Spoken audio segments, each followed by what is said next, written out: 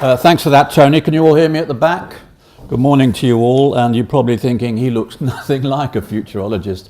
I'm not sure what they're supposed to look like, but apologies in advance for not turning up looking like something out of Harry Potter. We're not wizards.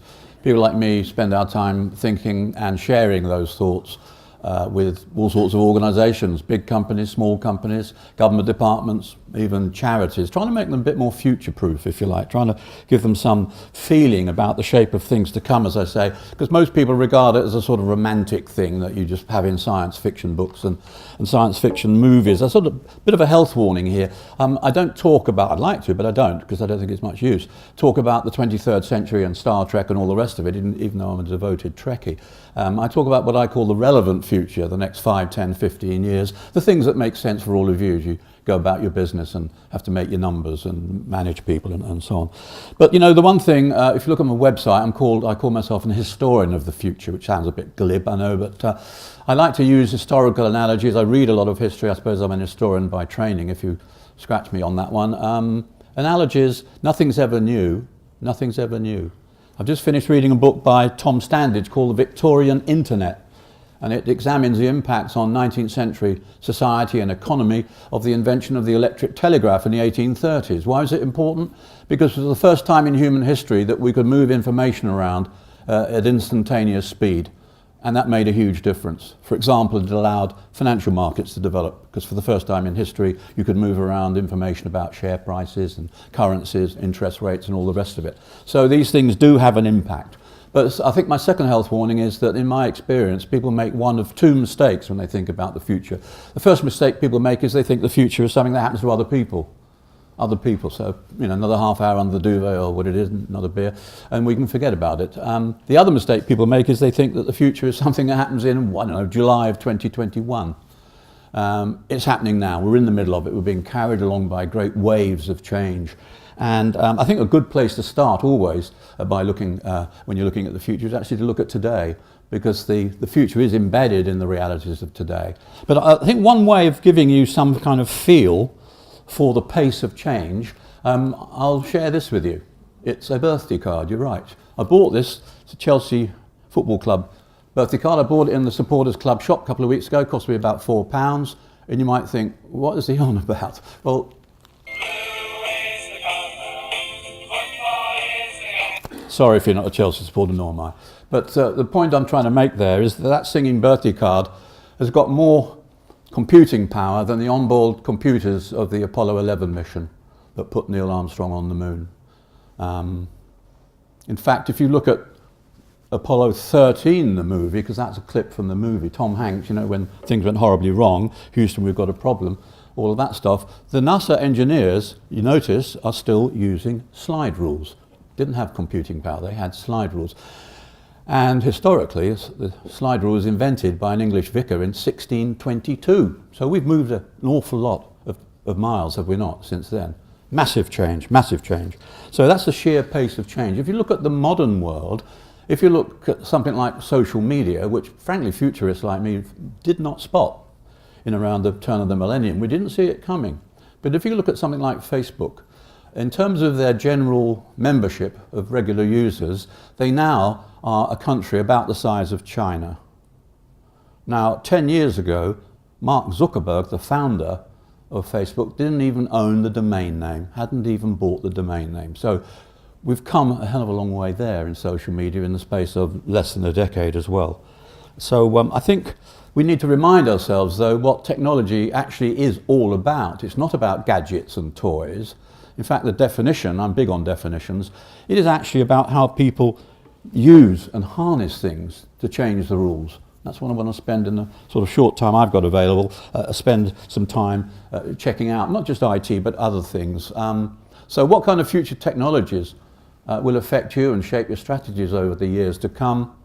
And I want to touch on the wider picture, because you might be in the IT area, but no business and no technology operates in a vacuum.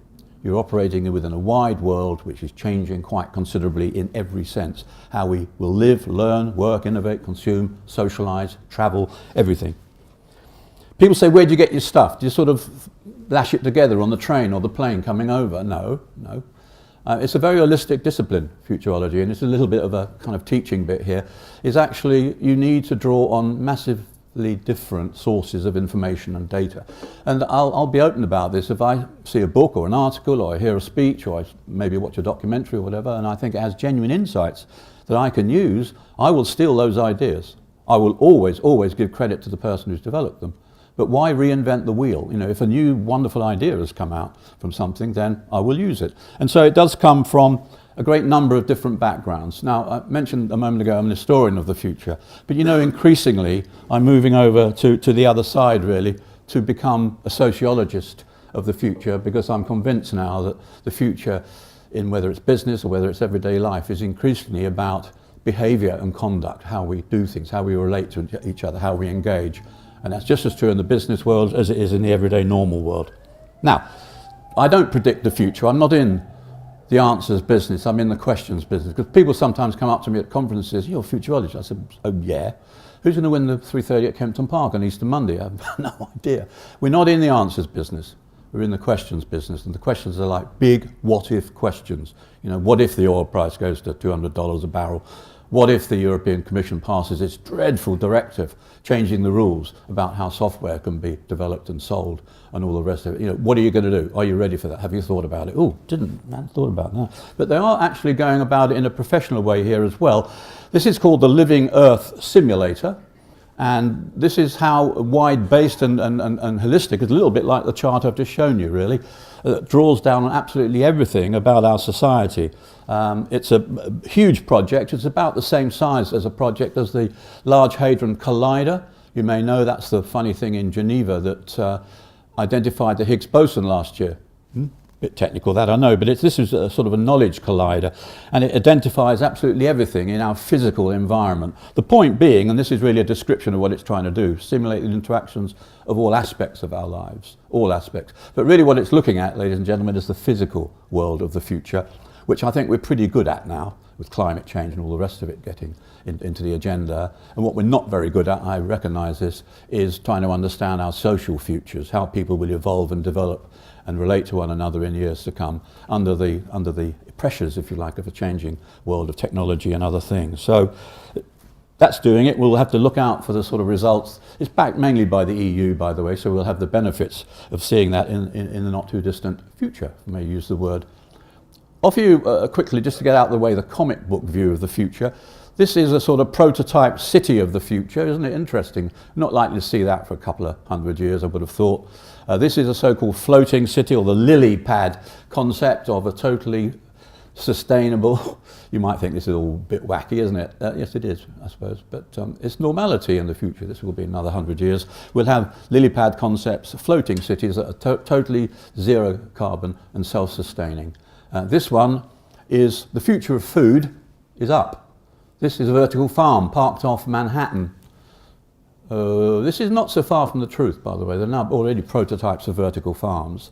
The future of food is up, and the future of food actually is in urban agriculture as well. Why? Because we've got to feed another 2 billion people by the mid-century. And since people are leaving the land at the rate of 65 million a year to go and live in cities and towns, there's not going to be anyone there to grow the food. So it's not too far off. And what about this? This is a bit of a cheat, because this is not the future, this is now. This is the city of Masdar. It's about 15 kilometers outside Abu Dhabi.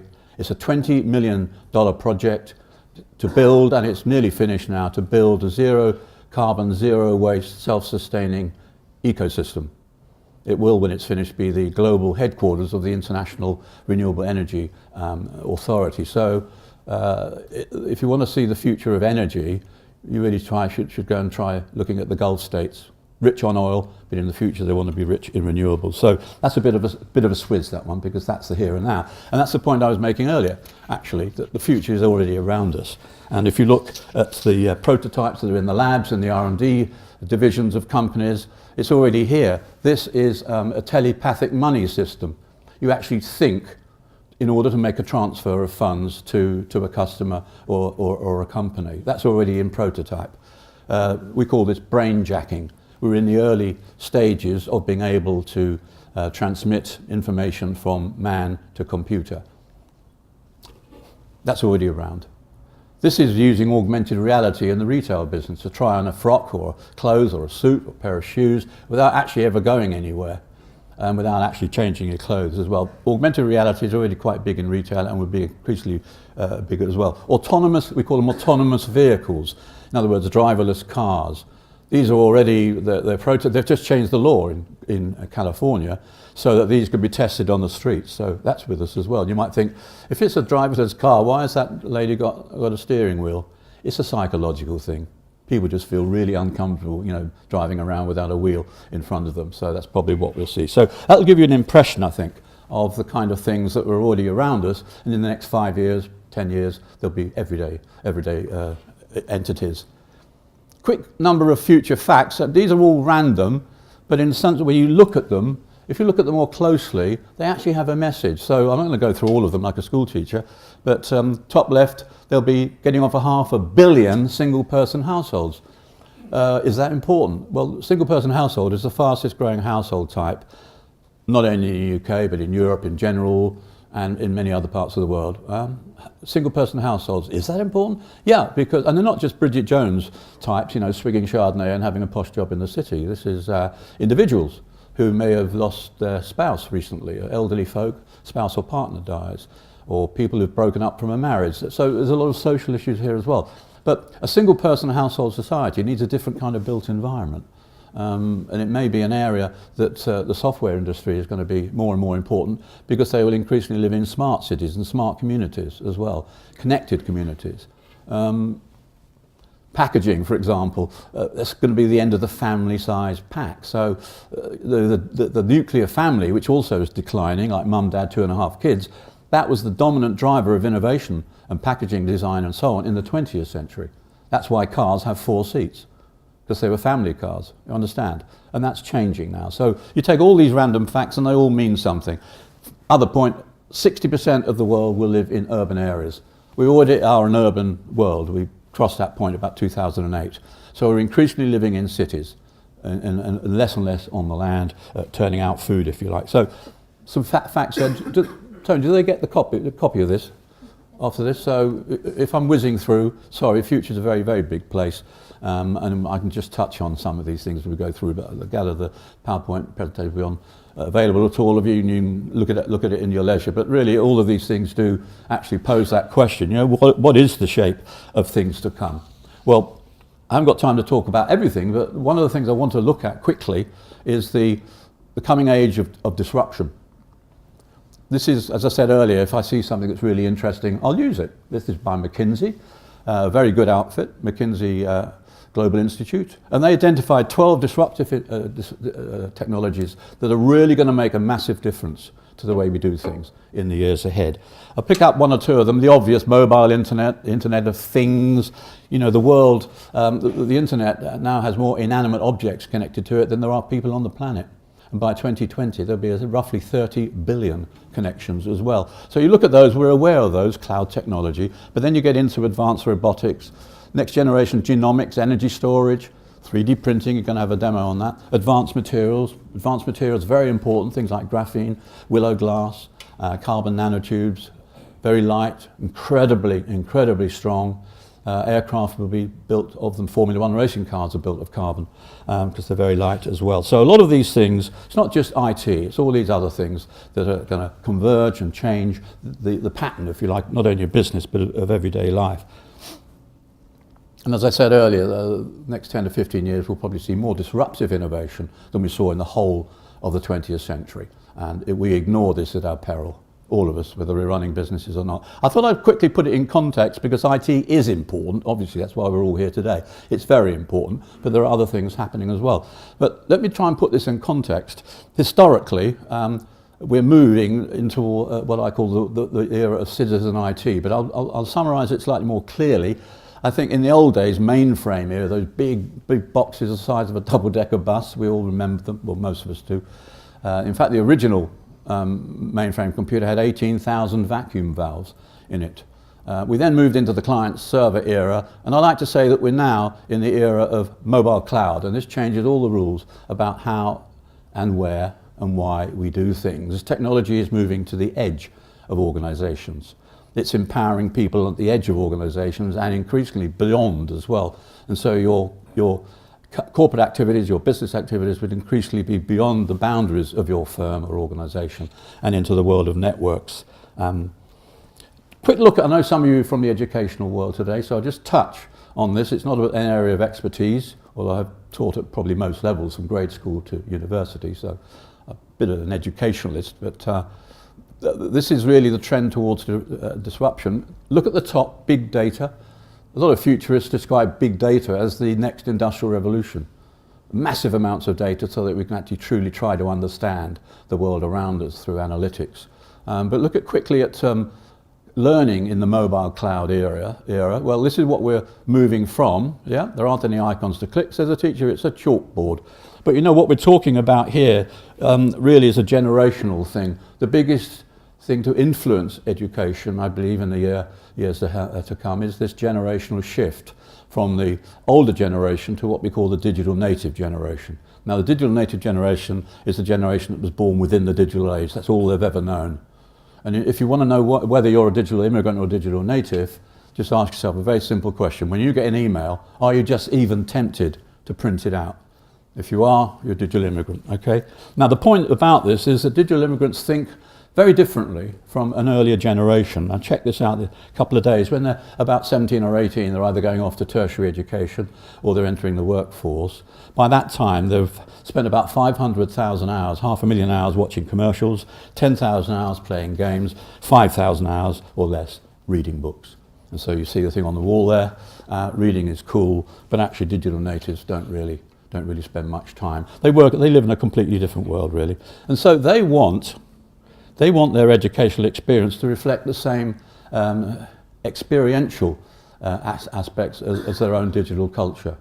And so we have to look beyond, really, the traditional classroom and traditional teacher-centric education. Perhaps this is upsetting one or two of you. As long as you don't throw food, I'll quite happily take your questions on this. But really what we're looking at is education via a kind of a network. You have the teacher, obviously, but the student is in the middle of a much larger network of information and so on. Because IT, generally speaking, over the years, has simply been about transmitting vast amounts of information. That is not enough in the new teaching environment. You have to think very differently about how you can lock into the sorts of attitudes and outlook of this new generation, because as I said, it is very, very different. Quick reminder, of course, that nothing's ever really new, you know, from tablets to tablets. Probably saw that, Charlton Heston, I think, isn't it? And this is actually out of my file at home. I have this as a screensaver. Ancient Greece, ancient Rome, they had tablets then. So nothing's ever really new. I thought you might find that a bit odd. Quick look at mobile cloud B2B. We're now looking, of course, the biggest impact of mobile cloud is in retail and e-commerce. There's no question about that at all. And really, this is probably the most interesting country to think about and develop e-commerce, because we are the world's leaders. We have the largest and fastest growing e-commerce segment on the planet. And in fact, e-commerce isn't simply internal to the UK. We now have a trade surplus in e-commerce of getting on for $1 billion, about 750 million a year trade surplus in e-commerce. In other words, selling stuff online overseas. You might think, so is that abnormal? Well, yeah, I mean, we've been running trade deficits for years, for decades in this country, but in e-commerce, no. So it's very, very different. And I think you have to also work out that we now live in the era of the digital high street rather than bricks and mortar retailing. It's a mixture. There's clicks and mortar, there's click and collect, all those things. It's all being jumbled up. But I think if you're in the B2B space, if you're in the retail space particularly, then the change is very much on the horizon. It's worth remembering when you look at that e-commerce that B2B makes up about 70%. It's actually a vital driving force of the whole B2B environment. So agenda for future B2B, to me, is really getting past that thing about technology being about toys and gadgets. It's actually about people, because the future, driven by technologies, is actually about operating and collaborating and sharing, connecting better, engaging in a better and more effective way. So that's the agenda, if you like. Here are the main trends. More of everything, really. More mobile, more social. Social, absolutely key. Harnessing social media. to build relationships and to buy and sell, if you like. More informed, more experiential, more real-time, particularly through 3D printing. You'll see, obviously, I'm not going to steal his thunder with this demo, but 3D changes all the rules about the availability of stuff, products, of inventory, of stock maintenance, and all the rest of it. A quick touch then, I'm not going to cover off what the demo will cover off, but I just thought I'd touch base with 3D printing because you can't get away from it. It's absolutely central to the next 5, 10 and 15 years, absolutely essential. Nothing really new, by the way. Here's a prototype, that's what it's used for in the innovation space. These are all prototypes knocked up in the corner of an office by a 3D printer. And well, is that important? Yeah, because normally you have to go off to a design company or whatever and wait weeks to get prototypes. You can knock them up on the day. So these are all packages that are there for the taking. You can even print your lunch, as you probably know. Now, the most interesting area, the most interesting organisation in 3D printing actually is NASA. NASA knock off a lot of their rocket parts on 3D printers. If you look at the NASA food program for the Mars missions in the late 2020s, probably around 2030, they've had to crack the whole issue of feeding their astronauts. Because when you go to the moon and back, you eat airline food, really, foil packets and all that. You knock them up, heat them up, drink them and eat them. The Mars missions are 2, 3, 4 years long. There's no way that they can conserve food for that period of time. And so I've had a look, I've been privileged to have a look at what they're planning in the NASA Mars mission food program. And they are installing 3D printers so that people can print their own dinner. The other week I was fortunate enough, I suppose it's fortunate enough, to look at a demonstration of a soup made with printed pasta. Now, my name is Bellini, as a third generation Italian. They've got a lot of work to do there, but never mind, it was an interesting, interesting experiment. But, you know, the sky is the limit. But I said at the beginning, nothing is ever really new. 3D printing was invented in the 1980s. 1980s, only now is it coming to fruition. And the other half of 3D printing, which is of dramatic importance for futurists, is what it's doing to the whole issue, not only of manufacturing, but the whole global map of economic relations, because it's changing all the rules there as well. We now have this thing called the maker movement, because 3D printing of things is really DIY manufacturing. And these printers now go for hundreds of pounds or dollars, and not long off, probably handfuls of pounds and dollars. So everyone will have them, like a Xerox machine, and we go from there. But the maker movement, not only in the States, in the UK, in Europe, we have these big maker fairs, hundreds of thousands of people turn up, and they're looking at the opportunities that 3D printing has brought to the making of stuff, whether it's a pair of shoes, whether it's a pizza. Somebody knocked up a gun last year, I'm sure you saw that in the newspapers. Anything from rocket parts to sandwiches. This wonderful book by Chris Anderson, the editor of Wired, is worth reading, by the way. It's a very readable book. Makers, the New Industrial Revolution. This is big stuff, I believe. This is very big stuff.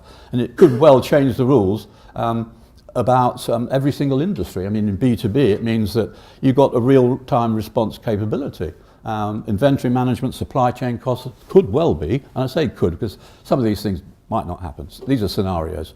The world might go in another direction, but things like inventory, things like supply chain costs and transportation costs of products and goods could well be revolutionized.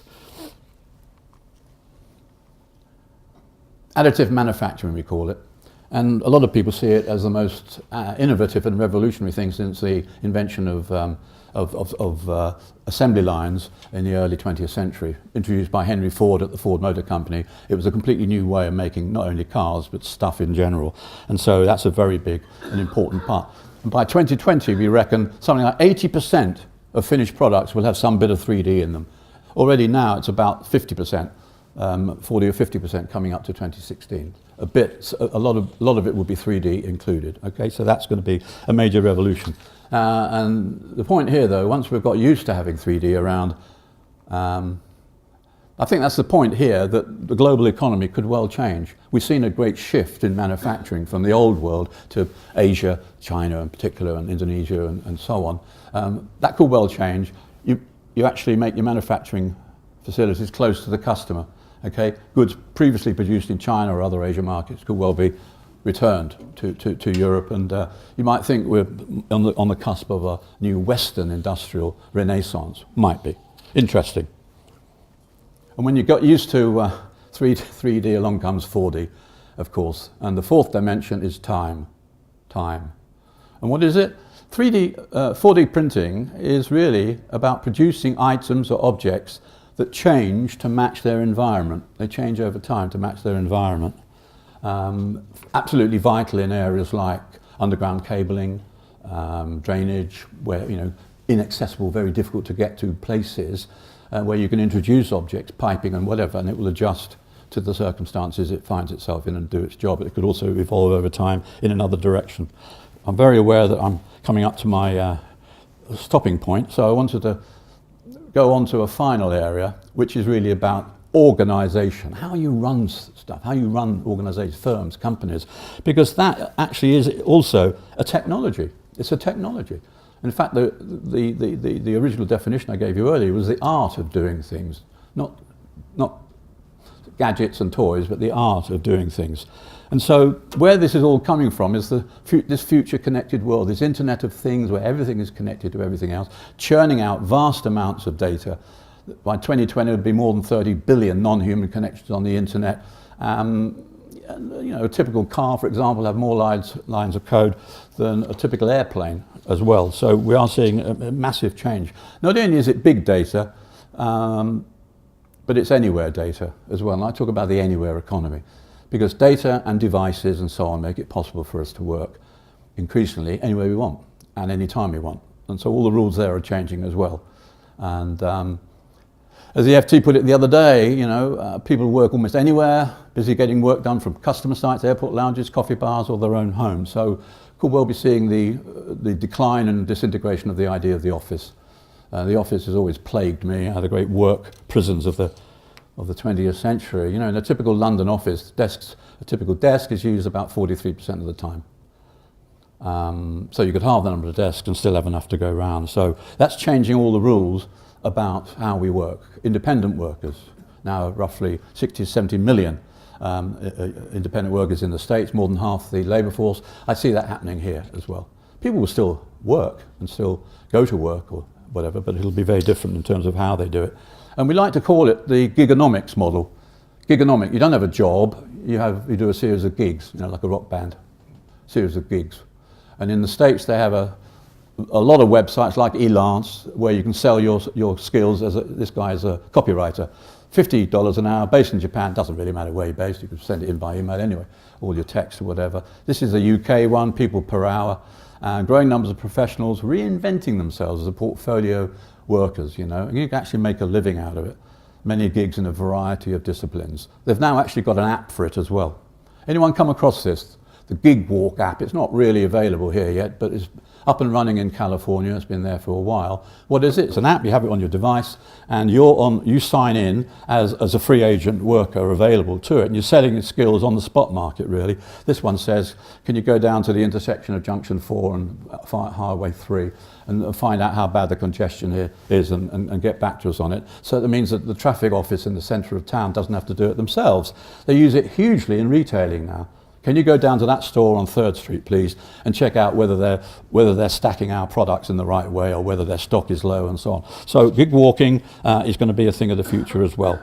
It's changing the way business models work. That's the old style hierarchy. We all remember it. Those of us who are old enough from the old days, you know, you're there and that's your job. You all have a job function. It's moving from the hierarchy on the left, if you like, from the pyramid to the pancake. Companies are becoming flatter and more externalized as well.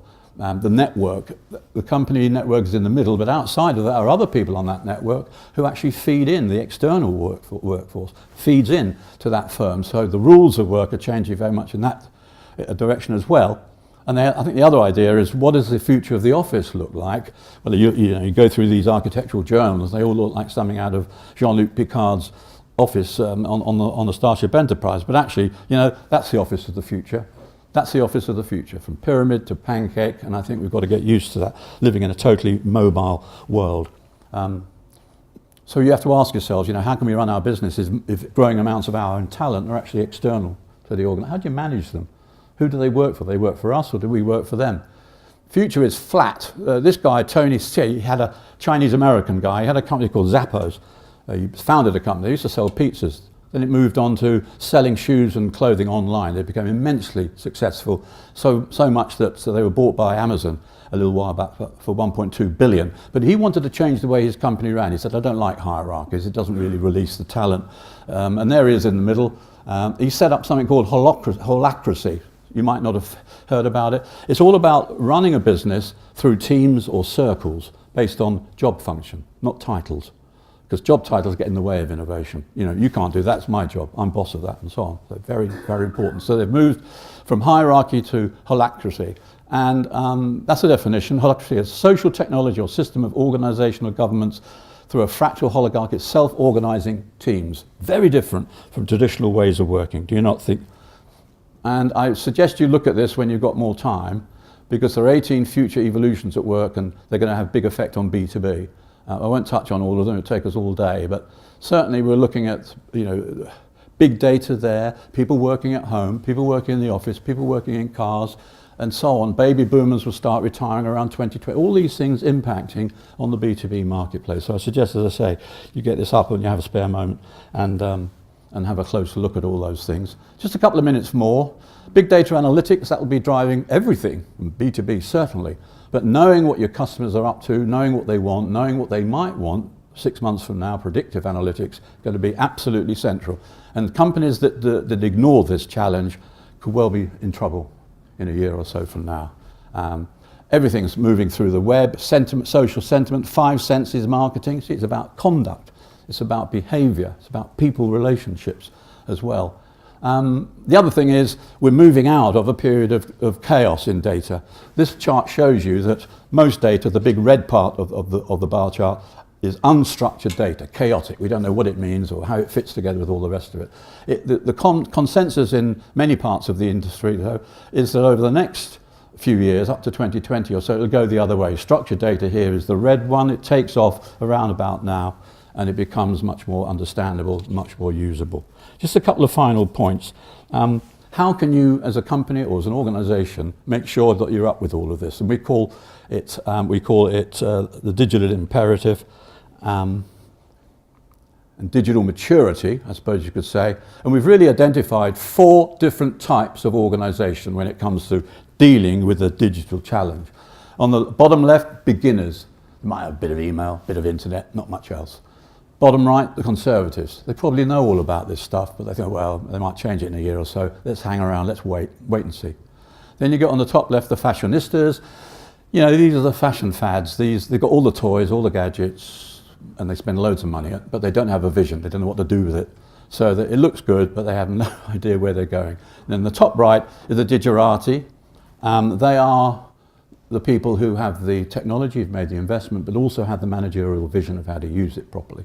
Now, here's a chart you might want to find yourself on. Obviously, the digerati up there with the telecoms, high tech, retail and banking, they're really, really at the forefront. And then you get very old-fashioned companies like bottom manufacturing and utilities who are still trying to catch up, really. But these are very, very important parts of the future challenge, digital maturity. Now, the point about it is, so far, the latest measurement, a wonderful report from Capgemini about 6 months ago on this, shows that only about 6% of companies, 15%. What's that? That's 6, isn't it? 15%, oh, doesn't matter. 15%, a very small amount, are actually still actually right at the forefront. The rest are sort of trailing behind. Now, all the evidence tells us that digerati are far more successful than other companies who've not managed to harness it in quite the right way. On average, digerati are 26% more profitable than their industry competitors. And when you ask yourself, looking back over the recent digital age, you know, why Kodak went bust, why Polaroid went bust, why Borders went bust, why Blockbusters went bust, it's those companies that did not keep up with the future. Kodak said, well, we invented popular photography, but you know what? They never saw the digital revolution coming. And it was the Fujis of this world and so on, it just wiped them off the map. The same with Blockbusters. Didn't they ever hear of streamed video? Or video on demand or whatever? So they've all gone down the toilet, so to speak. And that is the threat and that's the danger of not keeping up with the future and not having digital maturity. So you have to have a strong vision. I've kept you far too long. I want to just close by saying that that's my view of the future. You're welcome to that future, and I wish you all good luck on your journey. Thank you.